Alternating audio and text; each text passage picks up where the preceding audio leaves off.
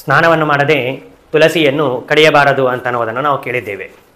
ಹೀಗೊಬ್ಬರು ಪ್ರಶ್ನೆ ಮಾಡಿದ್ದಾರೆ, ಸ್ನಾನವನ್ನು ಮಾಡದೆ ತುಳಸಿಯನ್ನು ಕಡಿದರೆ ಏನಾಗತ್ತೆ ಅಂತ ಪ್ರಶ್ನೆ. ಅದರ ಜೊತೆಯಲ್ಲಿ ಏನಾದರೂ ಪ್ರಾಯಶ್ಚಿತ್ತವನ್ನು ಶಾಸ್ತ್ರದಲ್ಲಿ ಹೇಳಿದ್ದಾರೆಯಾ ಅಂತ ಕೇಳಿದ್ದಾರೆ.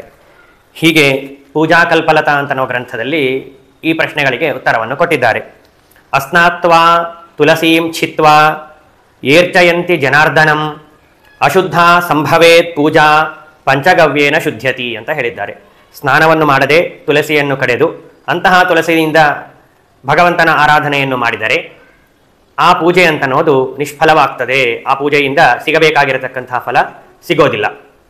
ಸರಿ, ಸ್ನಾನವನ್ನು ಮಾಡದೆ ನಾವು ಕಳೆದಿದ್ದೇವೆ, ಆದ್ದರಿಂದಾಗಿ ನಾವು ಶುದ್ಧರಾಗಬೇಕು ಅಂತಂದರೆ ಮತ್ತೆ ಪಂಚಗವ್ಯವನ್ನು ಸ್ವೀಕಾರ ಮಾಡಬೇಕು. ಅಂದರೆ ಮತ್ತೊಮ್ಮೆ ನಾವು ದೇವರ ಪೂಜೆಗೆ ಅಧಿಕಾರವನ್ನು ಸಂಪಾದನೆ ಮಾಡಬೇಕಾದರೆ ಪಂಚಗವ್ಯವನ್ನು ಸ್ವೀಕಾರ ಮಾಡಿದಾಗ ಮಾತ್ರ ಶುದ್ಧಿಯಾಗುತ್ತದೆ. ಆದ್ದರಿಂದ ದಯವಿಟ್ಟು ಸ್ನಾನವನ್ನು ಮಾಡದೆ ತುಳಸಿಯನ್ನು ಕಡಿಯಬೇಡಿರಿ, ಆ ತುಳಸಿಯಿಂದ ದೇವರ ಆರಾಧನೆಯನ್ನು ಮಾಡಬೇಡಿರಿ ಎಂಬುದಾಗಿ ತಾತ್ಪರ್ಯ.